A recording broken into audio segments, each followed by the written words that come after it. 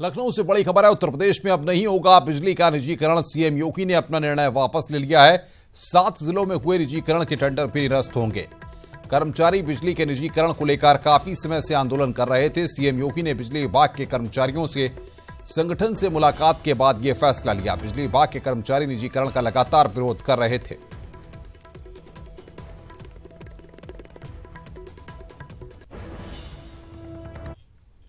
इधर विद्युत विभाग के निजीकरण पर सीएम योगी ने कहा कि हमने कभी निजीकरण की बात नहीं की है, हमने केवल निवेश की बात की है।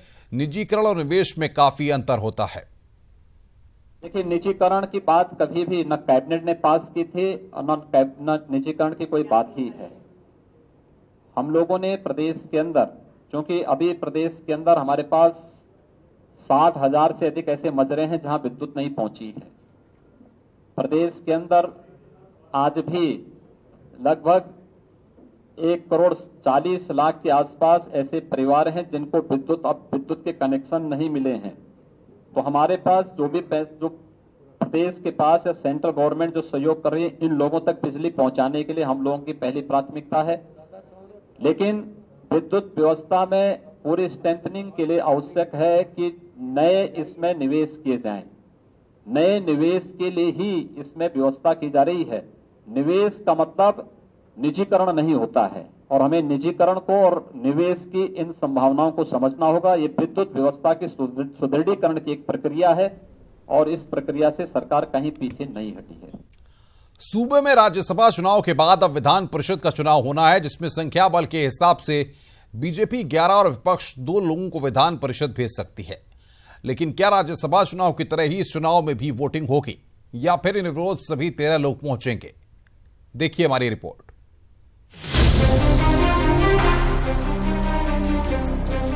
यूपी में राज्यसभा चुनाव के बाद अब विधान परिषद के 13 सदस्यों के लिए चुनाव होगा। इसके लिए बीजेपी में अंदर खाने 11 सदस्यों को भेजने को लेकर चर्चा हो रही है। जिन प्रत्याशियों के नाम की चर्चा है उनमें यशवंत सिंह, सरोजनी अग्रवाल और बुक्कल नवाब का नाम आगे चल रहा है। इसके साथ ही 2 मंत्री मोहसिन रजा और डॉक्टर महेंद्र सिंह का भी कार्यकाल पूरा हो रहा है। ये दोनों फिर से विधान परिषद भेजे जाएंगे, जबकि मिशन 2019 को ध्यान में रखते हुए पूर्व प्रदेश अध्यक्ष डॉक्टर लक्ष्मीकांत वाजपेयी, रमापति राम त्रिपाठी, महामंत्री विजय बहादुर पाठक, अशोक कटारिया, सलिल विश्नोई, विद्यासागर सोनकर, रंजना उपाध्याय, सुधीर हलवासिया, पूर्व डीजीपी ब्रिजलाल और अंबेडकर महासभा अध्यक्ष लालजी निर्मल के नाम की भी चर्चा है। हालांकि प्रत्याशियों के नामों को लेकर कोई भी नेता अपनी रणनीति का खुलासा नहीं कर रहा है। ऐसे में क्या राज्यसभा चुनाव की तरह बीजेपी विधान परिषद चुनाव में भी रणनीति बनाएगी? इस बारे में पूछे जाने पर डिप्टी सीएम दिनेश शर्मा का जवाब सुनिए। पर है कि वो चुनाव चाहते हैं कि निर्विरोध वो सबका चयन हो, ये चाहते हैं। वो चुनाव चाहते थे राज्यसभा में, उन्होंने देख लिया। विधानसभा में अगर चुनाव चाहते तो हमें आपत्ति नहीं है। लेकिन मेरा यही मानना है उनसे भी कि लोकतांत्रिक परंपराओं में जिनके वोट अधिक होते हैं उनका अधिकार भी अधिक होता है, तो उसको वो माने और चुनाव निर्विरोध हो विधान परिषद का। इससे अच्छा क्या हो सकता है? लेकिन ये हमारी मजबूरी नहीं है, हमारे पास वोट ज़्यादा है।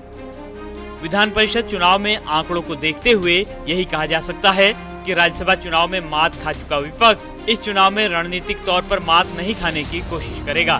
बीजेपी अपने 11 प्रत्याशियों को भेज देगी और उसके बाद मात्र उसके पास 5 वोट बचेंगे।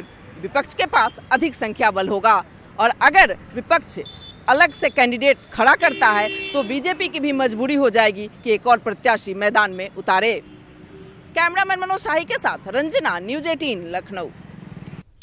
संसद नहीं चलने के विरोध में आज बीजेपी सांसदों ने संसद भवन के बाहर धरना प्रदर्शन किया। बीजेपी सांसदों ने विपक्षी दलों के खिलाफ नाराजगी व्यक्त की। प्रदर्शनकारी सांसदों ने कांग्रेस सहित विपक्षी दलों पर संसद नहीं चलने देने का आरोप लगाया है।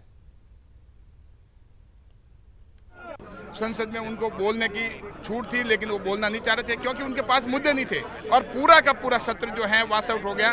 संसद को काम नहीं करने दिया। ये पहली बार ऐसा हो रहा है, ये शर्मनाक है। कुछ एक सदस्यों के कारण एक दिन सत्र का जाया जाता रहा, इसके लिए कोई भरपाई नहीं।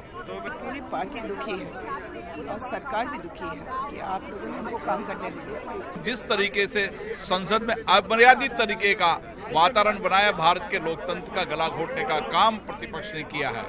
उनको देश में सांप्रदायिक तनाव, जातिगत तनाव, झूठ फेरे भी फैलाना है, इसीलिए उन्होंने संसद को बंद किया है। आखिर संसद नहीं चलेगी तो गरीबों की, महिलाओं की, युवाओं की, पीड़ितों की, शोषितों की, दलितों की समस्याएं सदन के फ्लोर पे कैसे आएंगी और नहीं आएंगी तो उसका सॉल्यूशन कैसे निकलेगा।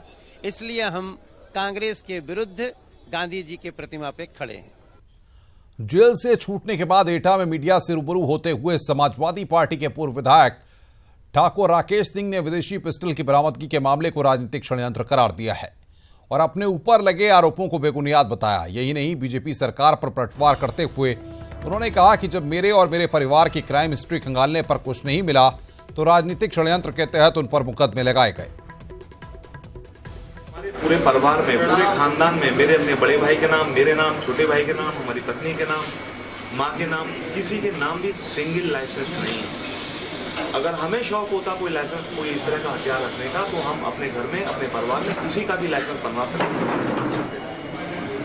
ये एक अद्भुत, एक अनोखा खेल